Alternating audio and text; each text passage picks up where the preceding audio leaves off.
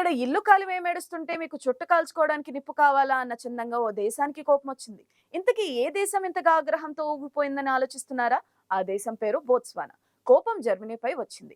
ఎందుకింత కోపం అంటే ఏనుగులను చంపడంపై నిషేధం ఎత్తివేయద్దని చెప్పినందుకు. అందుకే బోత్స్వానా జర్మనీకి హెచ్చరిక చేసింది. మీ పద్ధతిని మార్చుకోకుంటే వెంటనే 20,000 ఏనుగులను జర్మనీకి పంపిస్తామని ఘాటుగా చెప్పింది. నిజానికి ప్రపంచంలోనే ఏనుగులు పాపులేషన్లో మూడొంతుల ఏనుగులు బోత్స్వానాలో ఉన్నాయి. ఒక చర్చలో భాగంగా వివాదం చెలరేగడంతో జర్మనీకి 20,000 ఏనుగుల్ని పంపిస్తాను అంటూ బోత్స్వానా అధ్యక్షుడు మోగ్వీత్సీ మసిసి హెచ్చరించారు. ఈ ఏడాది మొదట్లో జంతువుల్ని వేటాడుతున్న దేశాల నుంచి జంతువుల చర్మాలు, దంతాలు, తల లాంటి వాటిని దిగుమతి చేసుకోవడంపై కఠిన ఆంక్షలు విధించాలని జర్మనీ పర్యావరణ శాఖ ఒక సూచన చేసింది. గురూజీ రామ్ నారాయణ్ జీ ప్రపంచ ప్రఖ్యాత జ్యోతిష్యులు ఇప్పుడు మన హైదరాబాద్ లో ఎటువంటి సమస్యలకైనా తక్షణ పరిష్కారం చేయబడును. సంప్రదించండి 96651137 9000004357. అయితే ఈ సూచన తమ దేశాన్ని దృష్టిలో పెట్టుకునే చేసిందని బోత్స్వానా అధ్యక్షుడు మోగ్వీత్సా మసిసి ఆరోపిస్తున్నారు. తమ దేశంలో విపరీతంగా పెరిగిన ఏనుగుల కారణంగా పేదరికం పెరిగిపోతుందని ఆయన మొన్న ఈ జర్మనీ మీడియాతో జరిగిన ఇంటర్వ్యూలో చెప్పారు. గతంలో తమ దేశంలో ఏనుగుల సంరక్షణ చర్యలు చేపట్టడంతో వాటి సంఖ్య విపరీతంగా పెరిగిందని, వాటిని వేటాడడం ద్వారా ఆ సంఖ్యను అదుపులో ఉంచుతున్నామని ఆయన చెప్పారు. జర్మన్లు మాకు నీతులు చెప్పడం కాదు, మీరు మాలాగే జంతువులతో కలిసి జీవించడాన్ని అలవాటు చేసుకోవాలి. నేనేమి జోక్ చేయడం లేదు అని మసిసి జర్మనీ వార్తాపత్రిక బిల్డ్ తో చెప్పారు. ప్రపంచవ్యాప్తంగా ఉన్న ఏనుగుల్లో మూడొంతుల బోత్స్వానాలోనే ఉన్నాయి. ఆఫ్రికా దక్షిణ భాగంలోని ఈ దేశంలో ప్రస్తుతం 130,000 ఏనుగులు ఉన్నాయి. ఈ సంఖ్య అక్కడ ఉండదగని ఏనుగుల కంటే అనేక రెట్లు ఎక్కువ.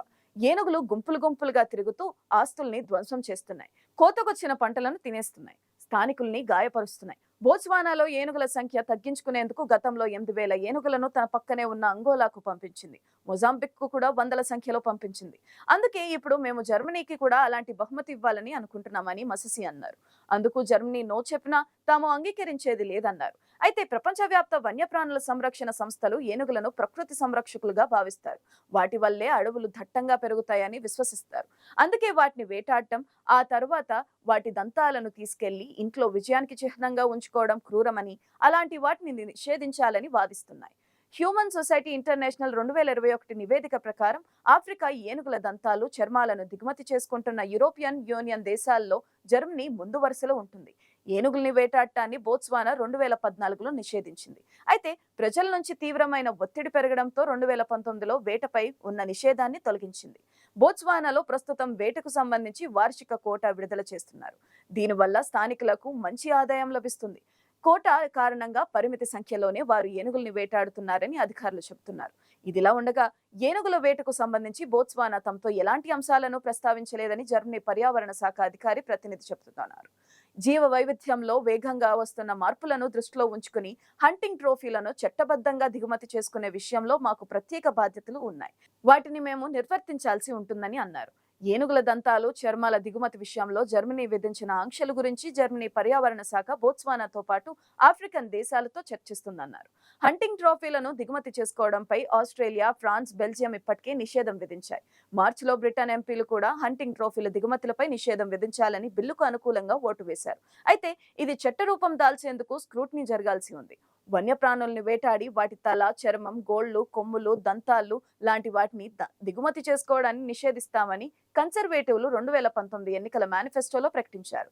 ఈ నిర్ణయాన్ని బోత్స్వానాతో పాటు జింబాబ్వే, నమీబియా వ్యతిరేకిస్తున్నాయి. తమ దేశంలో ఇప్పటికే గుట్టలుగా పోగుపడిన ట్రోఫీలు అయిపోయే వరకు వాటి దిగుమతులను అంగీకరించాలని కోరుతున్నాయి. దీనివల్ల తమకు ఆదాయం సమకూరుతుందనేది ఆయా దేశాల వాదన. ఈస్ట్ ఆఫ్రికన్ దేశాలతో పాటు జంతు సంరక్షకులు దీన్ని వ్యతిరేకిస్తున్నారు. అలా చేస్తే జంతువుల వేటను ప్రోత్సహించినట్లు అవుతుందని అంటున్నారు. ఏనుగుల వల్ల మన దేశంలోనూ సమస్యలున్నాయి. మొన్న తెలంగాణ రాష్ట్రం కొమరం భీం జిల్లాలో దారి తప్పి వచ్చిన ఓ ఏనుగు ప్రమాదకరంగా మారింది. తోవలో ఎదురు వచ్చిన వారిని చంపేస్తుంది. ఇప్పటికీ 2 చనిపోవడంతో అధికారులు అప్రమత్తమయ్యారు. పక్క రాష్ట్రమైన ఛత్తీస్గఢ్ అడవుల్లో నివసించే ఏనుగుల మంద నుంచి ఈ ఏనుగు దారి తప్పి తెలంగాణలో ప్రవేశించింది. ఇదే కాదు, చిత్తూరు జిల్లాలో అయితే ఏనుగుల సమస్య రైతులను వేధిస్తుంది. ప్రతి సంవత్సరం ఇక్కడ వ్యవసాయం ఏనుగుల దాడులతో దెబ్బతింటుంది. తరచూ జనావాసాల్లోకి ప్రవేశిస్తున్న ఏనుగులతో సమస్యలు తప్పడం లేదు. అటు అస్సాంలోనూ ఏనుగులతో జనాలకు సమస్యలు తప్పడం లేదు. మన దేశంలో ఏనుగుకు మనిషి మధ్య భావోద్వేగ బంధం ప్రాచీన కాలం నుంచి కొనసాగుతుంది. కేరళలో ప్రతి శుభకార్యంలో ఏనుగులతో జరుగుతుంటాయి. దేవతలు ఊరేగింపు కార్యక్రమాల్లో ఏనుగులు లేందే అది సంపూర్ణం కావు. అంతెందుకు, మన దేశంలో నిర్మించిన ఓ డాక్యుమెంటరీ ఆస్కార్ కుంభస్థలాన్ని కొట్టింది. ఎలిఫెంట్ విస్పరర్స్ అనే డాక్యుమెంటరీ మనిషికి, జంతువుకి, ప్రకృతికి మధ్య ఉండే గాఢానుబంధాన్ని ముందుకు తెచ్చింది. మన దేశంలో ఏనుగుల పరిస్థితి, సంరక్షణ గురించి చూస్తే ఏనుగును మనం ఓ జంతువులా చూడటానికి ఇష్టపడం. అంతకన్నా ఎక్కువే దానికి గౌరవం ఇస్తాం. గణనాథుడి మరో రూపంగా గజరాజుల్ని పూజిస్తుంటాం. ఏనుగును గురించిన కథల్ని చిన్నప్పటి నుంచి పిల్లలకి ఉగ్గుపాలతో నేర్పిస్తుంటాం. చిన్నపిల్లల నుంచి పెద్దల దాకా ఏనుగును చూడటానికి ఇష్టపడతాం. ఇప్పుడంటే సర్కస్లలో నిషేధించారు, కానీ గతంలో ఏనుగు విన్యాసాలన్నీ సర్కస్లో చూసేవాళ్ళం. ఇదంతా ఒకటైతే వాటిని కాపాడుకోవడంలో మనం అంత శ్రద్ధ చూపడం లేదనే చెప్పాలి. ఏనుగు దంతాల కోసం వాటిని వేటాడటం, ఏనుగులు ఉండే చోట్లను ఆక్రమించుకోవడం చేస్తున్నాం.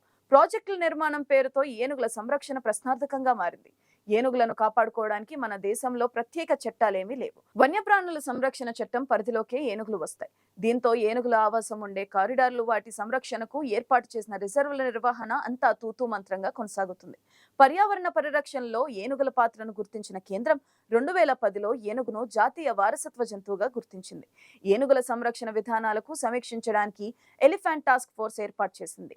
వన్యప్రాణుల సంరక్షణ చట్టాన్ని మార్చాలని, ఏనుగుల సంరక్షణ కోసం జాతీయ ఏనుగుల పరిరక్షణ అథారిటీ ఏర్పాటు చేయాలని సిఫార్సు చేసింది.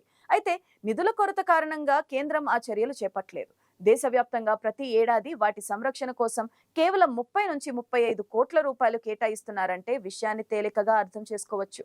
2020లో వన్యప్రాణుల సంరక్షణ చట్టంలో ఏనుగుల రిజర్వులను చూరుస్తూ సవరణలు చేశారు. 2022 ఆగస్టు 2న సవరణ బిల్లును లోక్సభ ఆమోదించింది. అంతకు మించి దేశంలో ఏనుగుల రక్షణ కోసం ప్రత్యేకంగా చర్యలేమీ తీసుకోలేదు.